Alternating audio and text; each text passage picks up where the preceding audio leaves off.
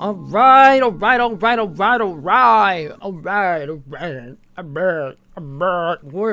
Where's that coming from? My fault. Alright, everybody, hope y'all had a good week. Of course. New review. My fault. Damn. I'm low-key. I'm too excited. Gotta clear the what?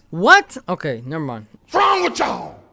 You niggas are crazy! As I am just getting out of the theater, today we are going to be talking about Flight Risk, released January 24th, 2025, directed by Mel Gibson, of course. I'm not gonna lie, the movie's not bad, but I'm gonna save it for later. It's not gonna be like the usual reviews we've done before. It's not too much to talk about, so I doubt it's gonna be a long video. Before I say anything else, of course, I'm going to throw up that spoiler warning real quick. If you have not watched Flight Risk in theaters in its entirety, and if you do not want to be spoiled, because I will be talking about this movie in some detail, I suggest you click off this video and come back after you watched it. But if you don't care, we welcome you anyway. Again, I don't think the movie is bad, but I don't think it's the greatest thing to come out. Granted that we have Mark Wahlberg in the midst. Topher Grace is in this film also. Love him to death. Even, what's her name? Michelle Dockery, who's playing the main character in this movie. She's not bad, but it still falters here and there. It's not too good of a movie, but it's not terrible. But just to start off with the intro, Topher Grace does play a man named Winston. Winston seems to be an accountant of some kind for a big mob boss or something like that. He's currently on the run, hiding out in Alaska, where we start the movie. We can tell off the rip, he's a punk ass. I mean that as nicely as I possibly can say. Later down in the movie, I guess he finds his balls or whatever, but like at the beginning, bitch, that's Topher Grace. I can't hate Topher Grace too much. When he is just chilling in the cabin in Alaska, these stadies, I don't know if they have stadies in Alaska, or like Mounties, I mean. Do they have American police in Alaska? What? Besides the point, the state police do find him. They bust that door down, you know what I'm saying? And in walks our main character, Madeline Harris, who's a U.S. Air Marshal. Now, again, he is on the run, and he's tied in with a potential RICO case they have on this guy named, I believe his name is Marietti. Again, he's a bitch, so he instantly folds within seconds of them handcuffs on him. He says, I want a deal. Like, bro, the movie just started. You know what I'm saying? Like, that's how our movie does start, though. That's how we end up on the airstrip in Alaska. They charter a private plane for them to fly back to Seattle, I believe. I hate to start this off with a weak point, but we get some nasty use of CG here. Like the first scene of like the plane, so gross. You can tell the people aren't there and they added them in post. The fact that it's far away and we can tell how bad the CG is. Actually, in general, the use of CG in this movie is not that good, but this is definitely the worst. It definitely goes up from here. Now, also, just another, it's not even a weak point, but no, it is. The characters are kind of meh. Not too much going on with these characters. Topher Grace and Mark Wahlberg are gonna, of course, give the best performances in the entire film. There's no surprise there. Madeline's character is okay. Not a whole lot you can really pull from this movie. Granted that we're stuck in the airplane the entire time. We can give them a strong point for this, actually. It's a solo-cation movie, or a solo, as I mentioned in the last video. It didn't take? No, okay, all right. Now, as she does bring Topher Grace's character onto the plane, of course, he's being a whiny ass baby about it, quote unquote said, I thought we were gonna get some, you know, some Jay-Z shit. I thought we were gonna be popping some of the bubbly. No joke, he said that, I swear. Like, I'm not paraphrasing, he dead ass said that. In comes Mark Wahlberg's character, the pilot he goes by. He's not named in this movie. We can give him a strong point. It's Mark Wahlberg. Who doesn't like Mark Wahlberg? I didn't like him a year ago, but that's besides the point. I wasn't familiar with his game. I only knew him from the Transformer movies and Ted. Ted's great. Transformer movies he did, not so great, so I don't have the best impression of him, but again, we've overcome that. I like him now. I got more and more into his catalog, so I do have a better sense of him as an actor. I do like him a lot. My favorite movies are probably gonna be Fear, that released, I believe, in 1995, or Father Stew. Fantastic films. Outside of Ted. I already like Ted, but that's Ted.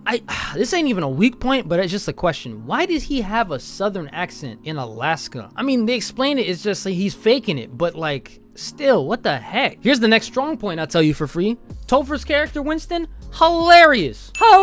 He might have been joking a little bit too much, like he was cracking jokes probably every time he was on camera. When I tell you he genuinely had me laughing, like he actually had me like cracking up in the theater, so love that. This movie is actually more funny than it should be, I feel, or unless that's intended. If it's intended, great. They accomplished what they were looking for here. Topher Grace's character, easily the best part of this movie. Actually, him and Mark Wahlberg's character, best parts of this movie. If you were to watch this movie for any reason, it's to watch the dynamic between Topher Grace and Mark Wahlberg in this movie. It's creepy, it's funny, it's humorous, all the whole 9 yards. You know what I'm saying? Again, it's worth it. Now, I do also like their use of sound design in this film. Now, as we are up in the air now, given that we have the 3 main characters we saw in the trailer, Winston, the pilot, Madeline Harris, we are now in the air because they're ready to get a move on. They got to get this passenger shipped, or this witness, this state witness, I believe he is called now. What I mean by the sound design here is, as they're in the plane, of course, they're not going to really be able to talk too much because of how noisy it's going to be once they're flying in the air. This is where the creativity that I hope is on Mel Gibson. I hope Mel Gibson came up with this. Now, in planes, most planes, I should say, the pilot and the co-pilot are going to be using their headsets to talk to each other because, again, they can't really hear too much. Our 2 characters here in the front of the plane do throw on their headsets. And I like what they do here when we're hearing the actual audio between the headsets and not just, you know, them talking on the plane. So I think that's a strong point. Great use of sound design here. Great way to keep the authenticity here. Kudos. Just as much as I would like to keep rolling with the strong points here, we're going to have to run into another weak point. This trailer ruined so much of this movie. Like, it did this movie no justice promotion wise. You know what I'm saying? They basically gave up the whole movie in the first half of the trailer. I understand there's only so much they could put in that trailer that wouldn't give away the movie, because again, we're in the plane the entirety of the film, but still, they gave away everything. Like, not even twists, but just good plot points they gave away. The fact that Mark Wahlberg's playing the bad guy in this, I feel like we could have been without, but no, they needed to push that. So I can let them slide. They needed to push a thriller movie. That's how they're gonna do it. That being said, we do try to build some suspense here. I'm not gonna give them the strong point because, again, the trailer ruined it, so it doesn't even matter. But as they are flying, Topher Grace's character realizes he can see the flight pilot's license and stuff underneath the pilot's seat. He does notice that it is not the same man sitting behind the wheel. He's trying to warn Madeline. He's like, hey, this is not who's supposed to be here. She can't hear him because of the headset, so he's already panicking a little bit because he's already on the run. Now he's turning state witness. That can't go good with a mafia family, so he's understandably worried here. Madeline, on her own, to be fair, she does pick up some semblance of like something's wrong here when she notices that he has a cut in his neck, when she notices some more blood on him and shit, and then she tries to figure out what's really going on for real, and she asks him, hey, I know the flight community here has to be small. I'm hoping you remember the guy that flew me in last time, Jakanowski, I believe is the name. She's trying to catch him in a lie. He does say, oh yeah, Jakanowski, I know him. Again, in a terrible southern accent. He's a great guy. Oh, yada, yada, yada, yada. And she says, oh yeah, he is. Although he's a woman. And he tries to save her. He's like, oh, you're talking about his sister. But then he's like, nah, you're not buying that, huh? This is speaking to his character in this film because he's so damn creepy. He says, I know this is going to be fun. And then, you know what I'm saying, they start scuffling there because she figures that's not the pilot that's supposed to be flying them back to Seattle. That's the intro of the film. Now we're going to cut into what I like about this movie. I'm not going to talk about this movie in its length. I don't think it's necessary. Mark Wahlberg's character, creepy as hell. All throughout this movie, he's creepy. And I honestly think that's very good for this movie. I'm going to give him the strong point for that. I think it works very well for this movie. Our antagonist is actually fearful. He's scary. Like, no joke, dude's a bad guy. And actually, I'm gonna give him another strong point here for picking back up on the acting. Topher Grace is already great in this film. Mark Wahlberg is now picking up the slack a little bit for Madeline's character. No offense to Michelle Dockery, but she just didn't do it for me. I'm not gonna lie. We do get some cool shots here. Granted, it's not too much we're gonna be able to see that's CG. That's not CG, I should say. Again, we're in a plane this whole time. I doubt they're gonna actually film some legit shots in a plane for this movie. But they worked with what they could. I don't think the camera works too bad. It's not great either. It's very average. As we get a little farther into this film, now Mark Wahlberg's character outed as a hitman for the Moretti family. Again, he's weird. He said he's doing this for free. Like, he wants to put the hurt on these two, and he's being very graphic. He's not being very graphic, I should say. He's using a lot of innuendos, basically saying that he's gonna like assault these two. And when I say assault, I'm not gonna say the word I would throw in front of that, because that's just yucky. I don't want to touch that subject. But he's hinting at that a lot in this film. A lot. And I mean to both of them. He's, for lack of a better word, he's going both ways with this. Winston, of course, being scared for his life. Granted that there's a hitman on the plane now. His acting is very good here as well. I like how he's, portraying all this fear, all this anxiety, despair, basically. Pilot, again, he doesn't have a name, so I'm just gonna call him Pilot. The pilot does have like somewhat of a dossier on these two. He has pictures of Madeline. He actually knows a lot about her background and history. He has a picture of Winston's mother's house. That was kind of crazy. I wish we bled more into that. And if we saw more danger regarding Winston's mom, that would have done wonders for the movie. But I digress. We're stuck in the plane, so I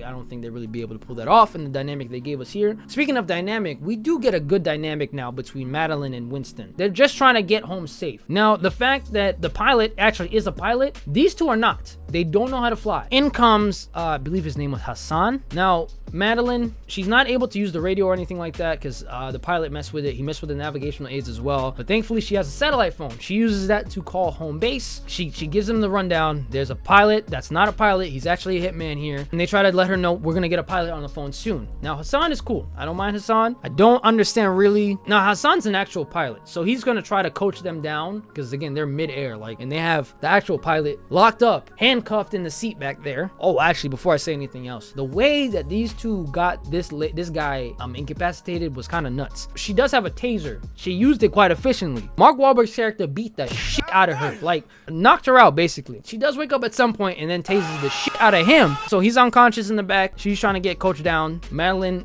wants to make sure that Winston gets home safe. We do find out that she lost a material witness before. Again, there's a good dynamic between the main characters. Actually, matter of fact, I like the dynamic between Madeline and the pilot as well, because again, he's being very, very personal here. I like the back and forth between all these characters. This guy is a psychopath. My gosh, he's talking about what he's gonna do to Winston the whole time while he's handcuffed in the back. He's letting them both know that if he gets out of here, it's gonna be just nothing but pain for them. He's trying to do the opposite of what Madeline's trying to do for Winston. Madeline's trying to keep Winston calm. Winston's trying to stay calm. The pilot's trying to make sure all that goes wrong. He doesn't even care that the plane might crash and they end up dead. He doesn't care.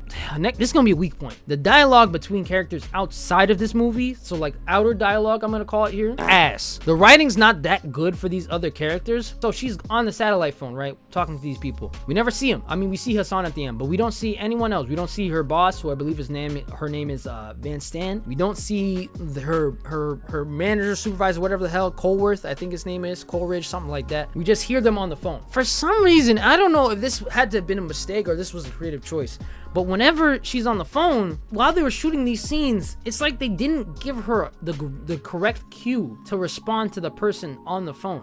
She would say something, she'd ask them a question or something, and whoever's on the phone, she wouldn't give them a second before saying, "Are you there? Hello? Can you hear me?" And it's you gotta give them a second to, process what you just said. That's more or less the directing here. Again, they just didn't seem to give her the correct cues or the right spacing here during the scene so that she replies in an organic way to whoever's on the phone. So I just thought that was weird. But yeah, the outer dialogue kind of sucks. Mark's acting got a lot better. Again, this man's a psychopath, but he's trying to scare us now, basically. Even when they're almost crashing into they almost crash into the mountain at some point as they're trying to pull up. Mark's like, "Nah, you good. You don't gotta pull up. You got enough space. Trust me." They do not have enough space. Again, he does not care if he lives in this situation. He wanted them all to die right then and there. So yeah, Mark's acting got better in this movie as well. So I like that. Now again, this trailer spoiled so much for this movie. As they're flying and they're trying to get coached, Hassan's giving them directions to make sure they get towards the landing strip. As he's talking to him on the phone, I think the pilot does break out of his restraints and he stabs the shit out of Winston. Not the shit. He stabbed him twice. Pretty damn good though. But unfortunately, we saw this in the trailer already. We knew it was coming. I would have loved to have just seen that for the first time in the movie. Last 20 minutes of the film now. We're about to land. They're maybe still 1,000+ feet in the air, but they're close to the landing strip. Topher Grace's character is actually bleeding out here. He's kind of putting together that he might die on this plane. So we actually do, and this is going to be a strong point, we get a good, I'm going to call a soliloquy from Winston's character, basically talking about how he could have done anything with his life, but he made a stupid mistake and decided to work for a bad group of people. Now he's stuck in this situation. Now his mom might die. He's blaming himself for this all. He's holding himself accountable, which is good, I think. So not gonna lie, helped the writing a lot in this movie. I think we needed that. So good on them. Now actually, just to speak about the ending here, in a whole, the ending's not too bad. Now as they are landing, Mark Wahlberg, after he did stab Winston, they do get him back in restraints. Actually, Winston helped here. When he got stabbed, this guy pulled the knife out of his own body and he slashed at the pilot, and the pilot flies back. Madeline shoots this dude with a flare gun. That was kind of sick, I'm not gonna lie. That was pretty goddamn cool. Now she does knock him out again. Then we get him in restraints. As we're landing, he actually breaks out his restraints again. They're at maybe 300 feet in the air at this point. The landing strip is right there. He breaks out by dislocating his thumb, by the way, and he rips the handcuffs off his hand, tearing all the skin off the back of his palm. Oh my gosh, that looks so nasty. This time, actually, Madeline actually has a holder of her gun now. She lands a couple shots on him. He flies back. It was a wasted effort. You know what I'm saying? Maybe they wanted to give us some last minute, suspense here, so I get it, but it literally was 30 seconds worth of time that we didn't need, really. But again, they needed something to tie better into this trailer, this ending, I guess. So whatever, we'll give it to them. Actually, as they do land, and they land quite forcefully because they're out of gas now. They land quite forcefully. The plane bounces a couple times. The door in the back flies off, and Mark's character actually flies out with it, and he gets run over by the fire trucks chasing behind the plane. And I mean, he gets creamed. Oh my goodness. At least they didn't spoil that in the trailer. So yeah, very solid ending though, as we do land our two heroes safe and sound. Actually, before the credits roll, it's still not really over, because as they wheel Topher's character Winston into the ambulance, right, we see that there's someone talking on the phone, like one of the paramedics, and he's just not trustworthy. Not to judge people by their looks, but like looking at this guy, nah. And Madeline trusts her instincts, because when she gets inside the ambulance, this guy is trying to suffocate Winston with a paper bag. She lets up some shots, bow bow, hits him right in the head. We do see who he's on the phone with. It is given earlier that Madeline's character, or Madeline's boss, I should say, Coleridge, actually was a leak or a mole for the Moretti family, and he's been actually taking payoffs from Winston, who again was Moretti's accountant. He was getting like $25,000 a month from this guy, and Moretti didn't even know. Like, even Winston himself said he was skimming like $1 million off of Moretti's accounts, and he had no idea. Moretti, not only should you find better help with your finances, maybe you should actually look at them. How do you not realize you're missing $1 million? I understand money, like he could have had a lot of money, but $1 million goes missing. I feel like you take notice, no? Coleridge is actually the one on the phone. He's wigging out because he's like, I told you no gunshots. What was that? Yada, yada, yada. Is it done? Madeline, this line was kind of goofy. She picks up the phone and says, no, you're done. Hangs up the phone. Credits roll, directed by Mel Gibson. Not a bad movie. It's not a bad movie at all, but it's not the greatest thing. It's very decent. I don't want to say this, but I don't think it's worth to see it in theaters. I'm gonna be honest. This could have been a straight Netflix movie, and you could not tell me different. We're gonna give our overall ratings, of course. Starting off with the writing and story. It's a unique concept. It wasn't written too well, and again, a lot of the dialogue is ass. So I'm gonna give him a 5.5 out of 10. Now, next onto the sound design and score. The score is not too memorable. I don't really remember it too much. Now that I'm like thinking about it, and I got out the movie an hour ago. The sound design is very good. It pulls a lot of weight. It also just kind of exits the movie without telling us. Like it kind of really just disappears. So for the sound design and the score, mainly because of the sound design here, I'm gonna give this movie a 7 out of 10. I think that's fair. I might be being a bit too generous, but whatever. It needs the points. Now onto the casting and acting. Casting, fantastic. Acting, that's where it's gonna lose a lot of points here, because again, like it's very mediocre, but it's not bad. I'm gonna keep saying that it's not that good, but it's not that bad. Casting and acting, we're gonna have to leave this off with a 7 out of 10. I think that's very fair, and again, that's because of Topher and Mark Wahlberg here. Like Topher Grace and Mark Wahlberg's characters carried the hell out the acting in this film. Now for the cinematography, they do use a lot of CGI, and it's not that good. Like in post, I should say, like just how they shot this movie. I'm actually gonna give it a 6 here. I'm actually gonna give it a 6 out of 10. It's very average. It's not bad. I don't want to keep saying that, but it's like it needed some work. Watchable at least. There's maybe a scene or two where I'm like, why does it keep cutting like that? But the rest of the movie's very watchable. Overall, Flight Risk 2025, we're gonna give 6.5 out of 10, which I think is very fair. I think that's solid. I think that's a bit generous on my end, but whatever, you know what I'm saying? It's just my opinion. You don't really need to agree with it. Yeah, that was Flight Risk. Thank y'all for tuning in, of course. If you did enjoy the video, you could toss me one of them likes. I truly do appreciate them. They don't go without notice. Next week, we're going to be watching Companion, starring Jack Wade and Sophie Thatcher. Woo! I'm excited for this film. Again, that's gonna be it for me from here. I'm gonna catch you on the next video, but without further ado, I'm gonna bid y'all good night, better morning, all that ish, and I'll catch you on the next one. I'm out.